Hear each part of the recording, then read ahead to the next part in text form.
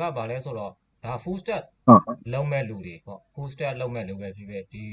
developer လမ်းကြောင်းရှောက်မဲ့လူတွေအတွက်ကို roadmap လုပ်ပေးထားပါဒီမှာကြည့်လိုက်နော်ဒါကအခုဒီမှာ full stack ဆိုရင် front end ရှိတယ် back end ရှိတယ် DOV ရှိမယ်ဟုတ်ပြီနော်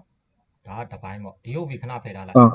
အရင်ဆုံးသိရမှာ front end သိရမယ်ပြီး back end သိရမယ်ပေါ့ဒါ back end နောက် web server တွေတုံးတဲ့အပိုင်းပေါ့ဟုတ်ပြီ okay ဆိုတော့ front end မှာဘာတွေပါမလဲဆိုတော့ HTML ပါမယ်ဟုတ်ပြီနော်ဒါမင်း HTML သိခဲ့ပြီ CSS သိခဲ့ပြီပြီးသွားလို့ရှိရင်သူကဒီအောက်ဘက်ကိုဆက်မစင်းဘူးနော်အောက်ဘက်ကိုဆက်မစင်းသွားဘူးဘယ်ကိုဆက်သွားမလဲ JavaScript သွားမယ်ဟုတ်ပြီနော် JavaScript သွားမယ်ပြီးပြီဆိုလို့ရှိရင်ငါတို့ကဘယ်ကိုသွားမလဲဆိုတော့ဒီဘက်မှာရှိတယ်ဒီအောက်မှာရှိတဲ့ Tailwind CSS တွေ့လား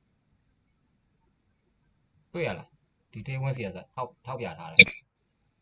နော်အဲ့ကောင်သိရမယ်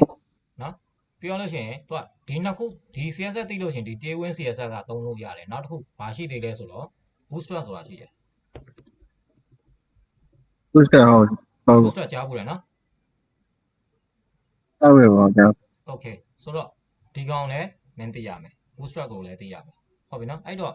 အဲ့ကောင်တွေသုံးတတ်ဖို့ကြတော့မင်းကဘာတွေသိဖို့လို့လဲဆိုတော့အရင်ဆုံး HTML CSS JavaScript အဲ့သုံးခုလုံးသိတော့မှခုနပြောတဲ့ Tailwind CSS ဖွင့်ပေးမယ်နော်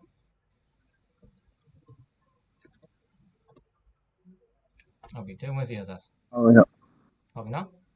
သူတို့တွေကဒီခုနကပြောထားတဲ့သုံးခုလုံးရဲ့ frame နေဟုတ်ပြီနော် frame နေပါတယ်အလှဟိုဘယ်လိုခေါ်မလဲ dashboard လုပ်ချင်တာတွေနောက်တစ်ခု mobile responsive လုပ်ချင်တာမျိုးတွေလုပ်လို့ရတဲ့ပုံစံမျိုးဒါအလွယ်နည်းနဲ့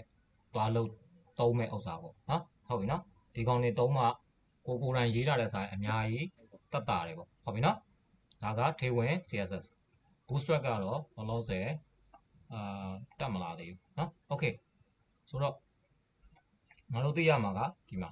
ဟုတ်ပြီနော်အဲ့ဒါတွေသိပြီးပြီဆိုတော့မှငါတို့ကဘယ်ဆက်သွားမလဲဆိုတော့ note တွေခဏထားခဲ့တာ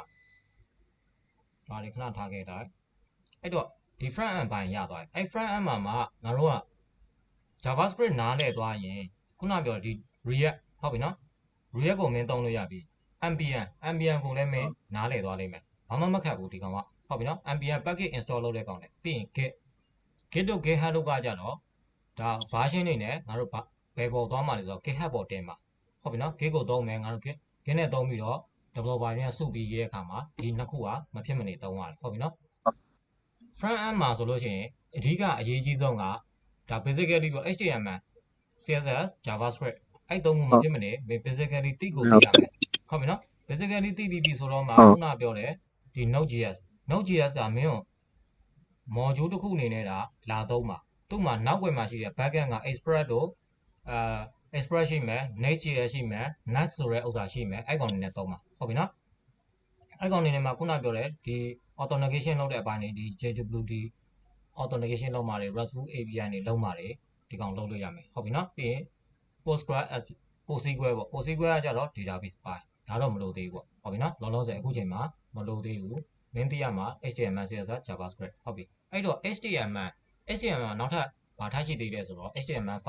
ပြောရရင် CSS မှာဆိုလို့ရှိရင် CSS3 အဲ့တော့ဒီမှာကြည့်လိုက်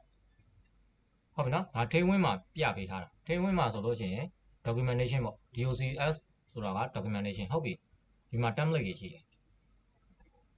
ဟုတ်ပြီနော် template တွေရှိတယ်ဒါ HTML နဲ့သုံးမဲ့ဥစ္စာမင်းငါပြပေးမယ်okay ဆိုတော့ Bootstrap ကဒီလိုဖြစ်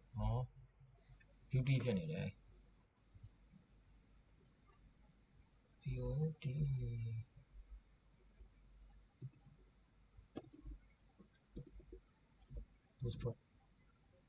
Bootstrap တော့5ဖြစ်နေပြီနော်ဒီကောင်အကိုတို့စသုံးလုံးက Bootstrap 2.3.2 အဲ့ကောင်နဲ့စသုံးဟုတ်ပြီဆိုတော့မှကြည့်လိုက်ဘလို့စသုံးရမှာလဲဆိုလဲပုံစံပြပေးတာเนาะဒီ link တွေနဲ့ယူပြီးတော့သုံးရမယ် JavaScript ဆိုရင်ဘလို့သုံးရမယ်ပြီးလို့ရှိရင်ဒီမှာ customize သုံးမဲ့ဥစ္စာရှိမယ်ဒီဘက်မှာ layout တွေရှိတယ် content တွေရှိတယ် form တွေရှိတယ် component တွေရှိတယ် helper တွေရှိတယ်အဲ့တော့မင်းဒါတွေကိုနားလည်ဖို့အတွက်ကိုခုနဒီဘက်မှာရှိတဲ့ဒီဥစ္စာတွေမင်းမသိဘဲနဲ့လာသုံးလို့မရဘူးဟုတ်ပြီနော်